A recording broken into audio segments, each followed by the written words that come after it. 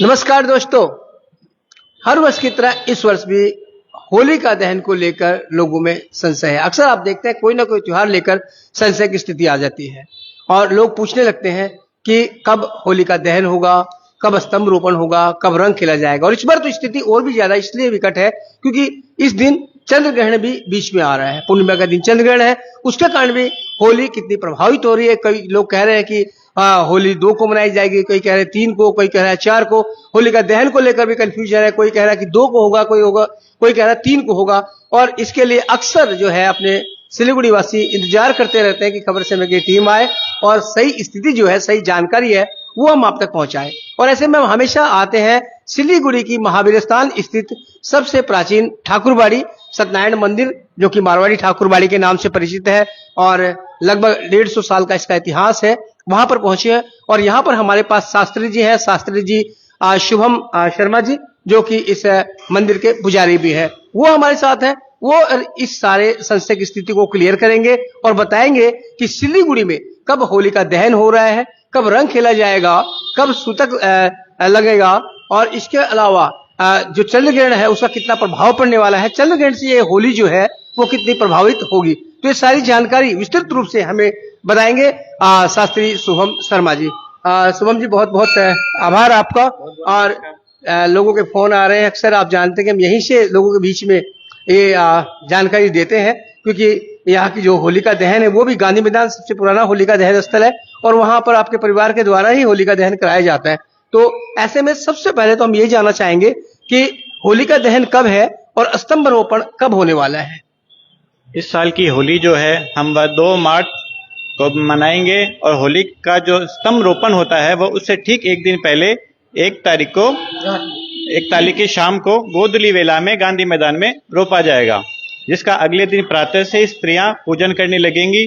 और इस साल जेल पौनी उनकी पूजा करनी शाम को हम 5-5:15 बजे से पहले ही कर लेंगे, उसके पश्चात भद्रा लगेगी। अच्छा, यानी कि जो महिलाओं लोग को जो होली का पूजन करना है वो सुबह से लेकर शाम 5 बजे तक करना है। हाँ, 5:20 तक कर लेंगी, उसके बाद भद्रा लग जाएगी। अच्छा, 5:15 तक कर लेंगे। हाँ जी, उसके बाद भद्रा है। उसके बाद भद्रा है, उससे पहले ही उन्हें जेल पौनी जी माना उनका जो पूजन उपचार है होली के कंडों की जो माला होती है, होलिका की जो माला होती है उसका पूजन जो करना है वो आप 5:15 के पहले संध्या 5:15 के पहले कर ले। हाँ जी।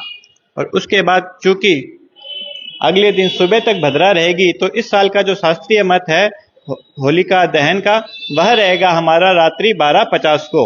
अच्छा, भद्रा की पूंछ पे इस बार रात्रि को होलिका पूजन होगा और होलिका दहन होगा, यानी रात्रि 12:50 पर। तो हम ये कह सकते हैं कि देखिए सिलीगुड़ी में बहुत जगह पर होलिका दहन होता है, लगभग 10-12 जगह होलिका दहन होता है।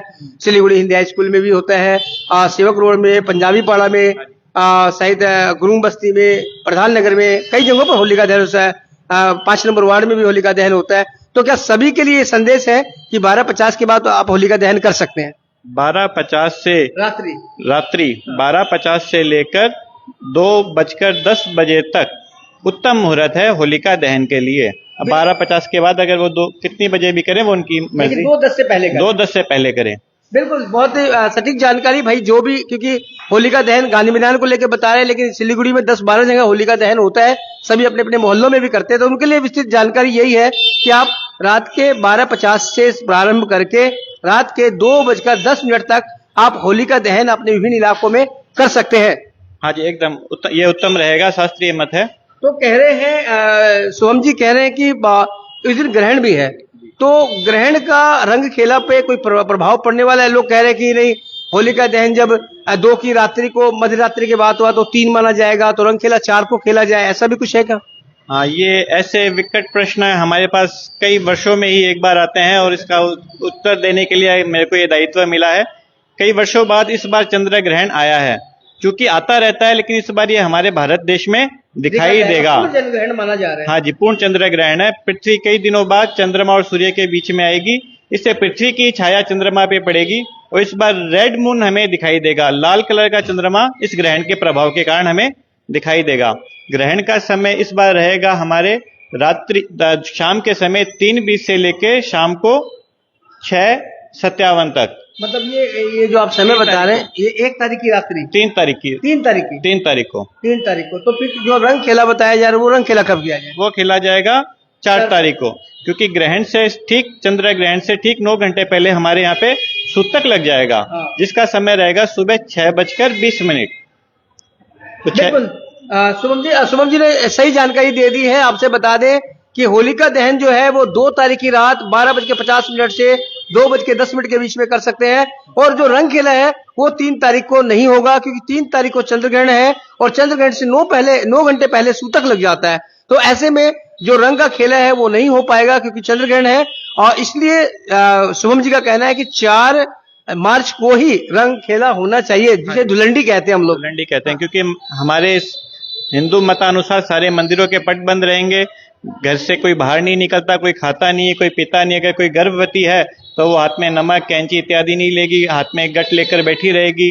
ये बच्चे और बुजुर्गों पे लागू भारी है, कम है, वो उसमें कम प्रभावित होंगे, लेकिन जो नौजवान है, नवयुवक है, उस पर इसका प्रभाव ज्यादा पड़ता है, इसलिए वो घर से बाहर कम निकलेंगे। अच्छा, मतलब ये नौजवानों के लिए है कि वे कम निकले।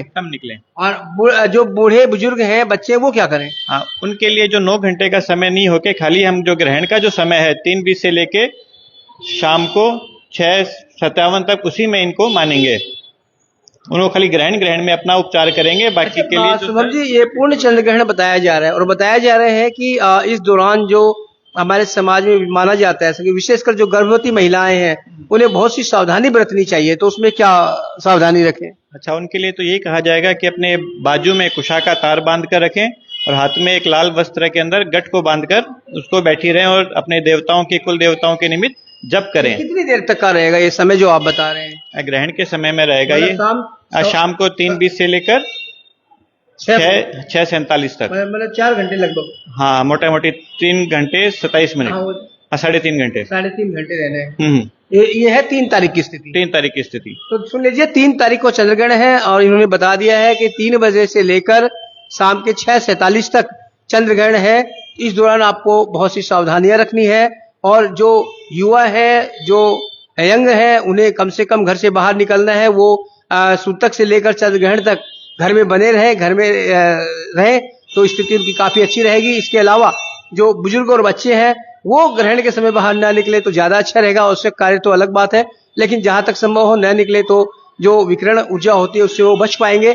और जो गर्भवती महिलाएं हैं, महिलाओं को विशेष सावधानी रखनी है। जैसा कि शुभम जी ने बताया है कि गर्भवती महिलाएं जो है इस दौरान किसी भी चीज को काटने का काम न करे। कैंची वगैरह जो नुकीले सामान है, कैंची है, चाकू है, सुई इत्यादि को वो न ले, इसका बच्चों पर गलत प्रभाव पड़ सकता है। ऐसा देखा गया है, कई बार इस तरह के परिणाम आते हैं, तो ऐसी स्थिति से बचने के लिए वो बच सकते हैं। और रंग खेला के बारे में भी बता दिया है कि 3 तारीख को रंग खेला नहीं होगा, 2 तारीख को होलिका दहन है, 3 तारीख को ग्रहण है, इसलिए रंग खेला नहीं होगा। 4 तारीख को हम धुलंडी या रंग खेला जो है वो हम खेल सकते हैं। इसके अलावा कुछ शुभम जी कोई विशेष जानकारी कि क्या ऐसे जो चंद्र ग्रहण है इसका कुछ विशेष प्रभाव पड़ने वाला हो कुछ?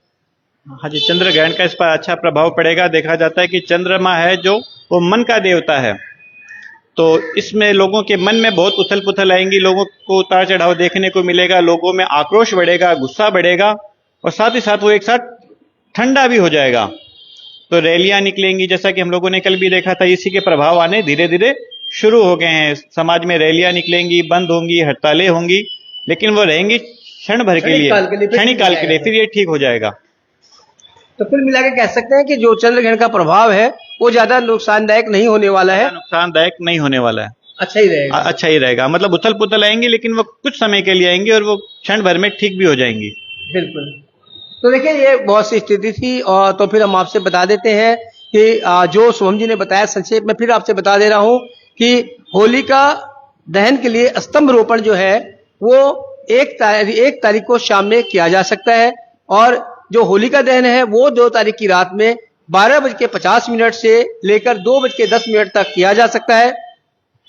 गांधी मैदान में, जो सिल्लीगुड़ी का सबसे प्राचीन स्थल है होलिका दहन का, सबसे प्रमुख माना जाता है, वहां पर 12:50 पर होलिका दहन का टाइम रखा गया है सिल्लीगुड़ी के गांधी मैदान में।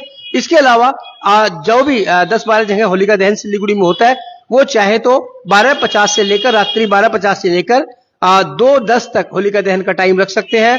और 3 तारीख को चंद्र ग्रहण है, इसलिए उस दिन रंग खेला वर्जित है। ऐसे में आप चाहें तो उस दिन को छोड़ दें, क्योंकि चंद्र ग्रहण रहेगा।